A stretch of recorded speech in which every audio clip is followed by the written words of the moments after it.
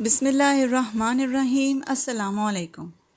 اشفاق احمد صاحب کہتے ہیں، میں وقت کے بارے میں بہت الجھن میں رہتا ہوں، میں کیا اور میری حیثیت کیا۔ وقت کے بارے میں بڑے بڑے سائنسدان، بڑے فلسفی، بڑے نکتہ دان وہ سارے ہی پیچیدگی کا شکار ہیں کہ وقت اصل میں ہے کیا اور یہ ہماری زندگیوں پر کس طرح سے اثر انداز ہوتا ہے۔ علامہ اقبال بھی وقت کے بارے میں سوچتے رہے ہیں، مولانا روم اپنی چھوٹی چھوٹی کہانیوں میں وقت کا ہی ذکر کرتے ہیں۔ آپ مجھ سے بہتر جانتے ہیں کہ آئنسٹائن نے بھی اپنی تھیوری آف ریئلٹی میں سارا زور وقت پر دیا ہے۔ اس کا کہنا ہے کہ شے کوئی چیز نہیں ہے، وقت شے کی ماہیت کو تبدیل کرتا ہے۔ وقت کا ایک پیچیدہ سا خاکہ ہر شخص کے ساتھ گھومتا رہتا ہے، چاہے وہ اس پر غور کرے یا نہ کرے۔ اشفاق احمد صاحب کہتے ہیں کہ جب میں ریٹائر ہونے کے قریب تھا تو مجھ پر بھی یہ خوف طاری ہوا۔ میں نے قدرت اللہ شہاب سے، جو بڑے ہی نیک اور عبادت گزار تھے، ان سے پوچھا کہ سر میں ریٹائر ہونے والا ہوں تو میں کیا کروں؟ انہوں نے کہا کہ ریٹائر ہونے کا خوف جو ہوتا ہے، اس کا سب سے بڑا دباؤ آپ کی ذات پر یہ پڑتا ہے کہ پھر لوگ آپ پر توجہ نہیں دیتے، یعنی اپنا وقت آپ کو نہیں دیتے، آپ ان کے وقت کی آغوش سے نکل جاتے ہیں۔ پھر آپ کلب کی ممبرشپ اختیار کرتے ہیں، گولف کھیلنے لگتے ہیں، زور لگاتے ہیں کہ نئے دوست بنیں۔ اس کا آسان سا نسخہ یہ ہے کہ آپ مسجد میں جا کر نماز پڑھنے لگ جائیں۔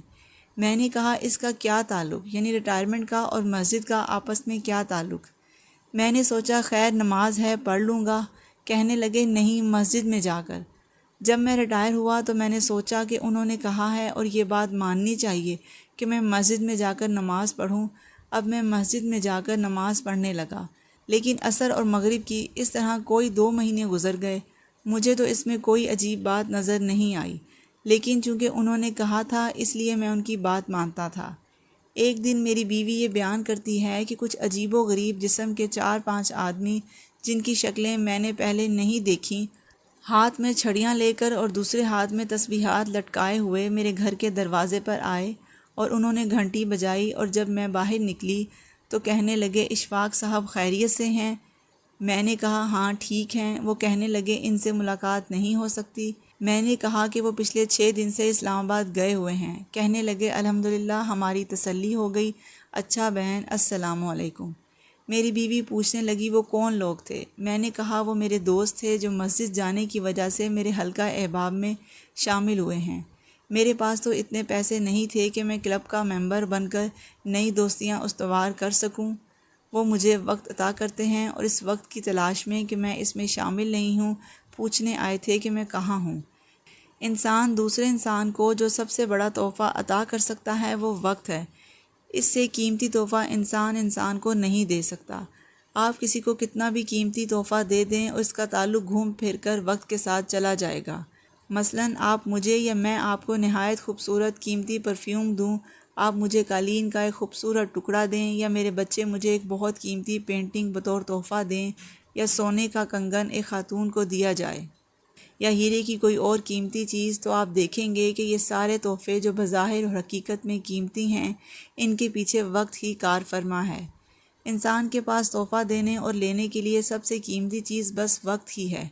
اکثر یہ ہو جاتا ہے جیسے آج مجھ سے یہ ہوگا، اور میں مجبور ہوں ایسا کرنے پر کہ میں اپنا وقت اس شخص کو دینے کی بجائے جو میری آس میں، میری امید میں ہسپتال کے ایک وارڈ میں موجود ہے، میں اسے پھولوں کا ایک گلدستہ بھیجوں گا، لیکن وہ شخص اس گلدستے کی آس میں نہیں ہوگا، بلکہ وہ میرے وجود اور میرے لمس کے لیے بے چین ہوگا کہ میں اس کے پاس آؤں اور اس کے ساتھ کچھ باتیں کروں۔ ڈاکٹر اس کی بہت نگہداشت کر رہے ہیں، نرسیں اس پر پوری توجہ دے رہی ہیں، اور اس کے گھر والے بھی ظاہر ہے اس کے ساتھ بہت اچھا برتاؤ کر رہے ہیں، کیونکہ وہ بیمار ہے، لیکن ایک خاص کرسی پر اسے میرا انتظار ہے، لیکن میں اس کے پاس اپنے وقت کا تحفہ لے کر نہیں جا سکتا۔ خواتین و حضرات، وقت ایک ایسی انویسٹمنٹ ہے، ایک ایسی سرمایہ کاری ہے جو باہمی اشتراک رکھتی ہے۔ اشفاق احمد صاحب کہتے ہیں میرے بھتیجے فاروق کی بیوی کشور جب ساہیوال سے اپنے میکے اسلام آباد گئی تو کشور جاتے ہوئے، اس کا خاوند فاروق انکم ٹیکس افسر ہے اور اس نے CSS کیا ہوا ہے، کشور بھی بڑی پڑھی لکھی ذہین لڑکی ہے، ایک کاغذ پر لکھا یہ تمہارے لیے ایک انسٹرکشن پیپر ہے کہ دھوبی کو 300 روپے دے دینا، دودھ والا ہر روز 1 کلو دودھ لاتا ہے، اس کو کم کر کے 1.25 سیر کر دینا، اور بلی کے لیے جو قیمہ ہے یہ میں نے ڈی فریزر میں رکھ کر اس کی پڑیاں بنا دی ہیں اور ان کے اوپر ڈیٹ بھی لکھی ہوئی ہے۔ روز ایک پڑیا نکال کر اس کو صبح کے وقت دینی ہے۔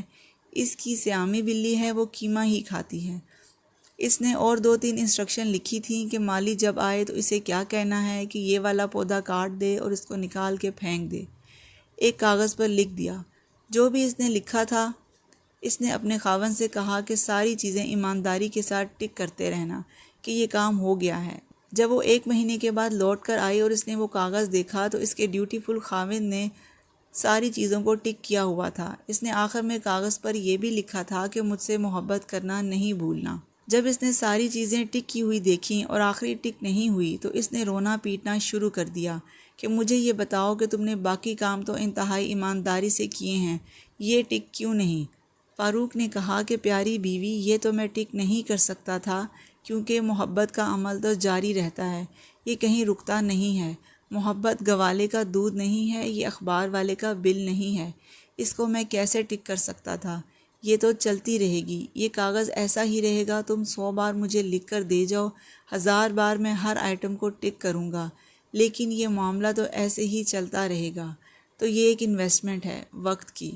پلیز خدا کے واسطے اس بات کو یاد رکھیے۔ بظاہر یہ بات بڑی سیدھی سی اور خشک سی نظر آتی ہے، لیکن آپ کو اپنا وقت دینا ہوگا، چاہے تھوڑا ہی، بے حد تھوڑا ہو، اور چاہے زندگی بڑی مصروف ہو گئی ہو۔ واقعی زندگی مصروف ہو گئی ہے، واقعی اس کے تقاضے بڑے ہو گئے ہیں، لیکن جب انسان کے ساتھ رشتے میں داخل ہوتا ہے تو سب سے بڑا تحفہ اس کا وقت ہی ہوتا ہے۔ توجہ ہی سب سے بڑا راز ہے۔ ایک دن ہمارا ڈرائیور نہیں تھا، میری بہو درس میں جاتی ہے تو میں نے اس سے کہا کہ تم پریشان کیوں ہوتی ہو، میں تمہیں چھوڑ دیتا ہوں، دن کے وقت میں گاڑی چلا لیتا ہوں۔ اس نے کہا ٹھیک ہے ماموں، آپ مجھے چھوڑ آئیں، بڑی مہربانی۔ جب میں اسے اس جگہ لے کر گیا جس مقام پر بیٹھ کر خواتین درس دیتی ہیں تو ظاہر ہے میں تو آگے نہیں جا سکتا تھا۔ میں نے اسے اتارا۔ اسی اثنا میں درس دینے والی خاتون کا ایک عجیب اعلان سنا، جو میں سمجھتا ہوں کہ یہ مردوں کی قسمت میں تو نہیں۔ میں نے مردوں کے بڑے بڑے جلسے دیکھے ہیں، ان میں نے اتنی خوبصورت بات نہیں سنی۔ وہ بی بی اندر کہہ رہی تھی کہ اے پیاری بچیوں اور بہنوں، اگر تم اپنی بیٹی سے بات کر رہی ہو یا اپنے خاوند سے مخاطب ہو یا اپنی ماں کی بات سن رہی ہو اور ٹیلی فون کی گھنٹی بجے تو ٹیلی فون پر توجہ نہ دو، کیونکہ وہ زیادہ اہم ہے جس کو آپ اپنا وقت دے رہے ہو۔ چاہے کتنی ہی دیر وہ گھنٹی کیوں نہ بجتی رہے، کوئی آئے گا سن لے گا۔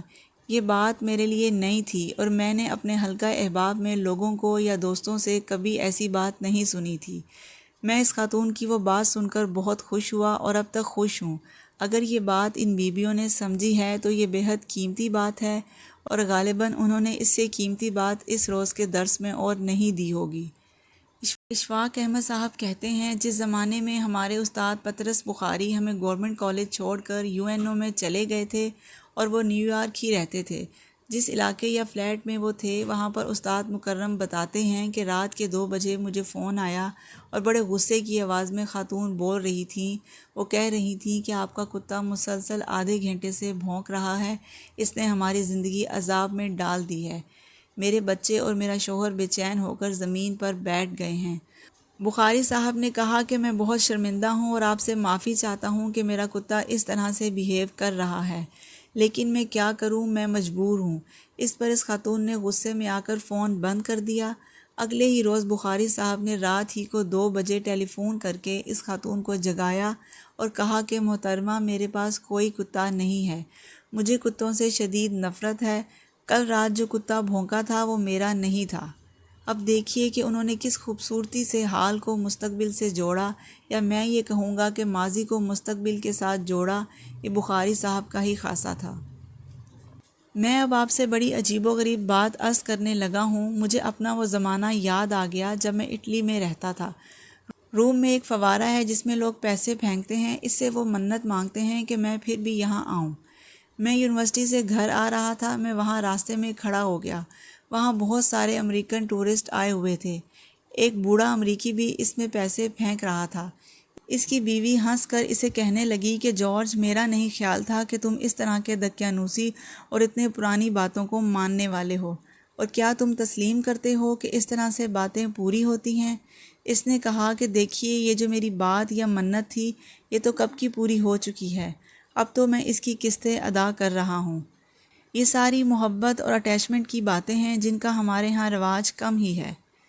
جس طرح سے میں وقت کی بات آپ کی خدمت میں عرض کر رہا تھا اور اسے تحفے کے طور پر ادا کرنے کے لیے آپ کو رائے دے رہا تھا، اسی طرح وقت ہی سب سے بڑا دشمن بھی ہے، کیونکہ جب آپ کسی کو قتل کر دیتے ہیں تو اس سے کچھ نہیں لیتے سوائے اس کے وقت کے۔ اس نے ابھی سوات دیکھنا تھا، ابھی ڈھاکہ جانا تھا، لیکن آپ نے اس سے اس کا وقت چھین لیا۔ جب آپ کسی انسان پر بہت ظلم کرتے ہیں، بڑی شدت کا، تو آپ اس سے اس کا وقت چھین لیتے ہیں۔ ابھی اس نے نیو یارک دیکھنا تھا، ابھی اس نے کئی پینٹنگز بنانی تھیں، اور وہ سب آپ نے چھین لیا۔ وقت کا بھید پکڑا نہیں جا سکتا، اس کی پیچیدگی کو آسانی سے سلجھایا نہیں جا سکتا، لیکن یہ بات یاد رکھیے، یہ آپ کے اور میرے ہم سب کے اختیار میں ہے کہ ہم وقت دیتے ہیں تو ہمارا مد مقابل زندہ ہے۔ اگر اسے وقت لے لیتے ہیں تو روح اور غالب ہونے کے باوجود وہ مر جاتا ہے۔ میں تو کسی کو وقت نہیں دے سکا اور نہ ہی آج شام ایسا کر سکوں گا، اپنے دوست کو پھولوں کا گلدستہ ہی بھیج دوں گا۔ وہ میری بدقسمتی اور کوتاہی ہے۔ آپ دوسروں کو وقت دینے کی کوشش ضرور کیجیے گا۔ اللہ تعالیٰ آپ کو آسانیاں عطا فرمائے اور آسانیاں تقسیم کرنے کا شرف عطا فرمائے۔ اللہ آپ کا نگہبان ہو۔ اگر آپ کو میری یہ ویڈیو پسند آئی ہے تو پلیز لائک کریں، شیئر کریں، اور اگر آپ میرے چینل پر نئے ہیں تو سبسکرائب کرنے کے بعد بیل آئیکن ضرور پریس کریں تاکہ آنے والی ویڈیوز کا نوٹیفیکیشن آپ کو مل سکے۔ جزاک اللہ۔